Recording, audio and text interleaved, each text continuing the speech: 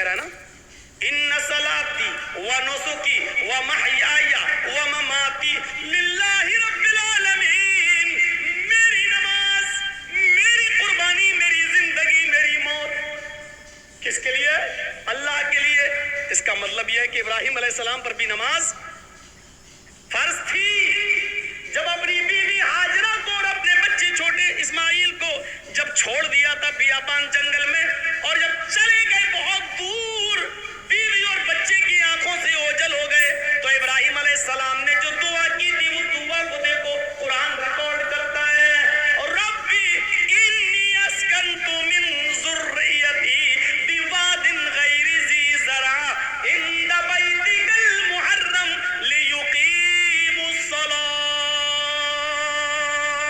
الہ العالمین. اور اللہ رب العالمین, ہم نے اپنی بیوی کو, ہم نے اپنے بچے کو ایک بیابان جنگل میں تیرے حوالے چھوڑ دیا ہے. اس جنگل میں کوئی نہیں ہے, انسانی آبادی نہیں ہے, اس جنگل میں کوئی رہتا نہیں ہے, کوئی بندہ نہیں ہے. بواد غیر ذی زرع, بے آب و آبادی ہے, وہاں درخت بھی پیدا نہیں ہوتے, وہاں بیابان جنگلی جنگل ہے, وہاں سے کوئی قافلہ بھی نہیں آتا ہے. تھوڑے بہت درخت جو دکھ رہے ہیں ان پر پرندوں کے گھونسلے بھی نہیں ہیں, ایک چڑیا کا بھی پتہ نہیں ہے. ایسی بیابان جنگل میں جو غیر آباد ہے, غیر ذی زرع ہے, اس جنگل میں ہم نے اپنے بیوی بچوں کو چھوڑ دیا ہے.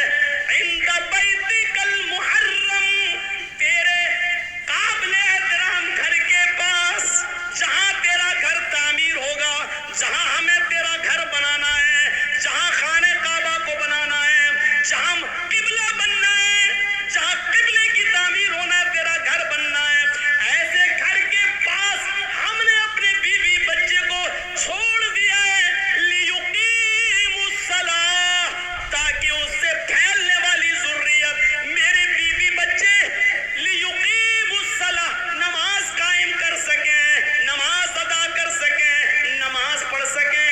اپنے بیوی کو اور بچے کو چھوڑ دیا ہے, ایک بھی پرندہ نہیں ہے, قافلہ نہیں ہے, انسان نہیں رہ رہا ہے, سائے سائے بیتتی ہے, خطرناک جانوروں کا ڈیرا ہے, لیکن یہی خانہ کعبہ بننا ہے, یہی اللہ کا گھر بننا ہے, اسی خانہ کعبہ کا طواف آگے چل کے ہونا ہے, اور ساری دنیا اسی کی طرف آگے چل کر رخ کر کے نماز پڑھنے والی ہے.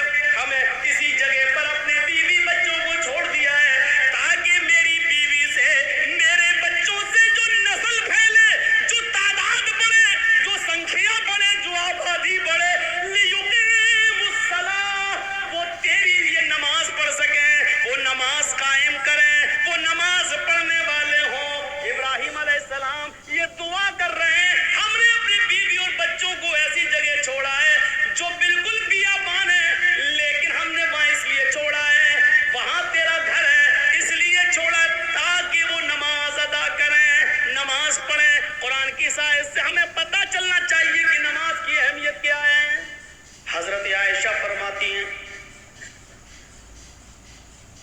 اللہ کے نبی صلی اللہ علیہ وسلم مجھ سے گفتگو کرتے, بیوی ہے نبی کی, وائف ہے نبی کی,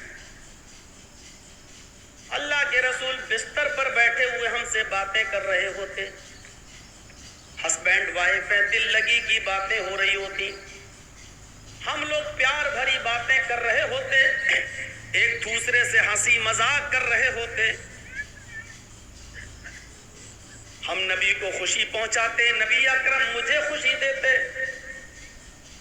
ہم لوگ ابھی ہنسی مذاق کر رہے ہوتے, ہم لوگ آپس میں پیار بھری باتیں کر رہے ہوتے کہ اسی بیچ مسجد سے اذان کی آواز آتی, اللہ اکبر اللہ اکبر.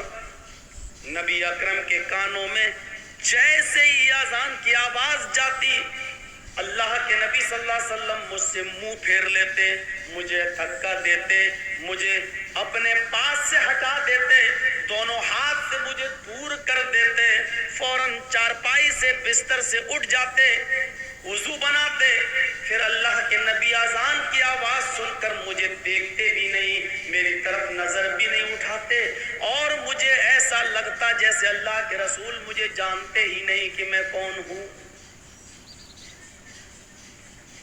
بیوی کا حق ادا کر رہے ہیں، پیار بھری باتیں ہو رہی ہیں، آپس میں بیٹھے بھی ہیں، بیوی کو وقت دے رہے ہیں، پیار بھری باتیں ہو رہی ہیں، لیکن جیسی اذان کی آواز آتی حضرت عائشہ فرماتی ہم سے ایسا منہ پھیر لیتے، ایسا لگتا ہے جیسے مجھے جانتے ہی نہیں ہے کہ میں کون ہوں۔ اتنی بے رخی، اتنی بے رخی کہ مجھے جانتے ہی نہیں۔ یہ الفاظ، یہ لفظ حضرت عائشہ کی الفاظ ہے، ایسا لگتا جیسے مجھے پہچانتے ہی نہیں کہ میں کون ہوں۔ یعنی اذان کے وقت نماز کا اتنا خیال، بیوی کا خیال ہے، لیکن جب اللہ کی عبادت کا وقت آیا تو پھر بیوی کو چھوڑ کر عبادت کی طرف چلے گئے، پھر پہچان ہی نہیں رہے کہ بیوی یہ کون ہے، اور بیوی کہہ رہی ہے مجھے ایسا لگتا ہے کہ مجھے جانتے ہی نہیں کہ میں کون ہوں۔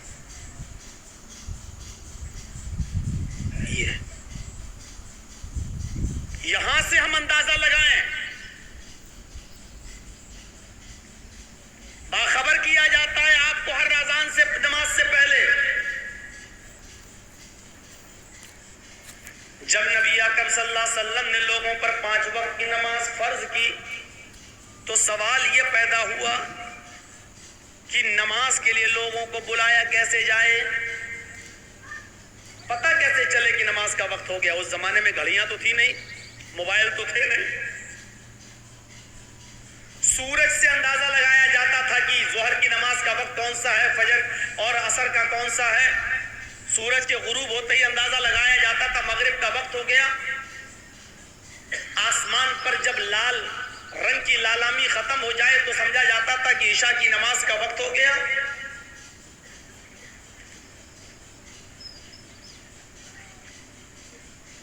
مشورہ کیا اللہ کے رسول صلی اللہ علیہ وسلم نے کہ لوگوں کو اذان نماز کی طرف کیسے بلائیں۔ کسی نے مشورہ دیا اے اللہ کے رسول اذان، کسی نے مشورہ دیا نماز کے لیے بلانے کے لیے محلے میں ایک آگ لگائی جائے، ہر نماز کے وقت آگ لگائی جائے، جب آگ جلنے لگے تو لوگ سمجھ جائیں کہ نماز کا وقت ہو گیا۔ ایک صحابی نے مشورہ دیا نہیں، زور سے گھنٹی بجائی جائے تو پتہ چل جائے گا کہ اذان کا وقت ہو گیا، نماز کا وقت ہو گیا۔ کسی نے مشورہ دیا کہ شنخ بجایا جائے، جس کو بھونپو بولتے ہیں، شنخ بجایا جائے زور سے، اس سے پتہ چل جائے گا کہ نماز کا وقت ہو گیا۔ لیکن اس وقت میٹنگ برخاست ہو گئی، نہیں، نہ آگ جلانا ٹھیک ہے، اس میں مجوسیوں کی مشابہت ہو رہی ہے، نہ شنخ بجانا ٹھیک ہے، نہ گھنٹا بجانا ٹھیک ہے، چلو کل غور کریں گے کہ کیا ہے، کل پھر میٹنگ ہوگی دوبارہ۔ اللہ کے رسول نے صبح پھر دوسرے دن پھر میٹنگ بلائی۔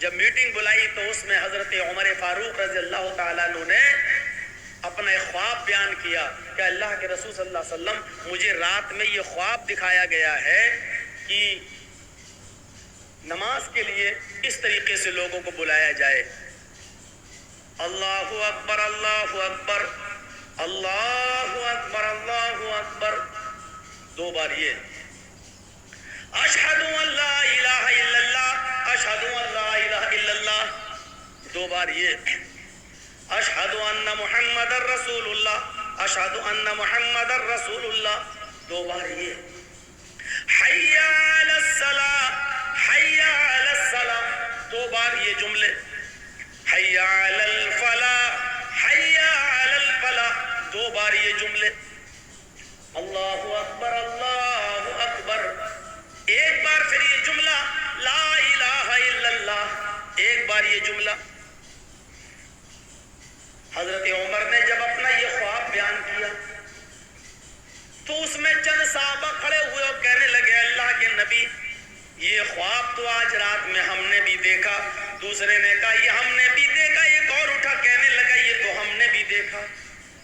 نبی اکرم صلی اللہ علیہ وسلم نے فرمایا اتنے لوگوں کا یہی خواب دیکھنا اس بات کی دلیل ہے کہ اللہ تعالیٰ ہم سے نماز کے لیے یہی چاہ رہا ہے کہ ان کلمات کے ذریعے لوگوں کو بلایا جائے، جبکہ خود اللہ کے رسول ہیں، نبی ہیں۔ جبرائیل امین آ کر کہہ سکتے تھے کہ اذان دلواؤ، لیکن جبرائیل کو نہیں بھیجا، وحی نہیں آئی،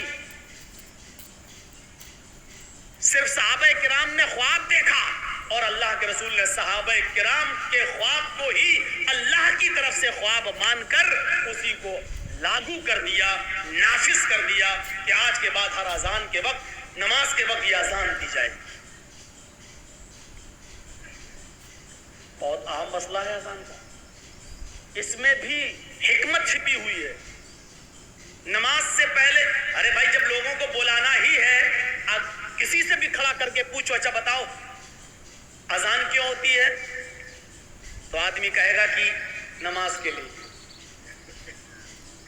تاکہ پتہ چل گیا نماز کا وقت ہو گیا ہے، اسی لیے تو اذان ہوتی ہے، لیکن یہ مقصد نہیں ہے۔ آج تو گھڑی ہے، پتہ چل جائے گا ظہر کب ہو رہی، گوگل میں تلاش کریے، آپ کو آپ کے ڈسٹرکٹ مالدہ کا پورا آپ کے گوگل پہ سرچ کریں گے تو آ جائے گا ظہر کتنے بجے، عصر کتنے بجے، مغرب کتنے بجے، عشاء کتنے بجے، فجر کتنے بجے۔ آج اذان کی کیا ضرورت ہے؟ اگر نماز کے لیے ہے اس کا وقت بتانے کے لیے، تو وقت کے لیے تو آج کل گوگل بتلا رہا ہے کہ ظہر کا یہ وقت، عصر کا یہ وقت، مغرب کا یہ وقت، عشاء کا یہ وقت، فجر کا یہ وقت۔ نہیں، کچھ اور اصول ہے۔ اور سنو، اگر نماز کے لیے اذان دی جاتی ہے تو آپ کو معلوم ہونا چاہیے اذان کے لیے، نماز کے لیے اذان اگر دی جاتی تو حی علی الصلاۃ کا لفظ پہلے آنا چاہیے تھا۔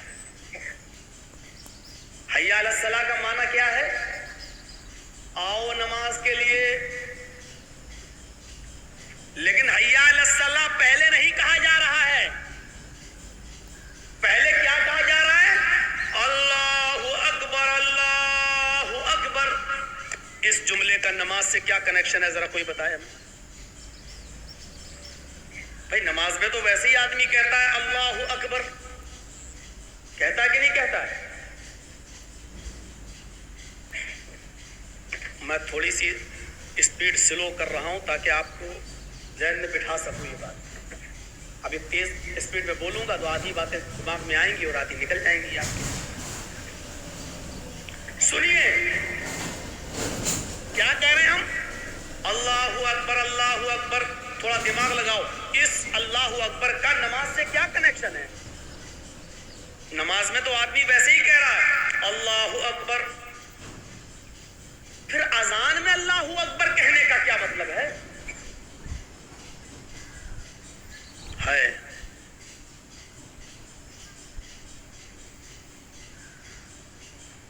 اللہ اکبر، اللہ اکبر۔ کل میں نے بتایا تھا جب مؤذن کہے اللہ اکبر، اللہ اکبر، تو تم بھی کہو اللہ اکبر، اللہ اکبر۔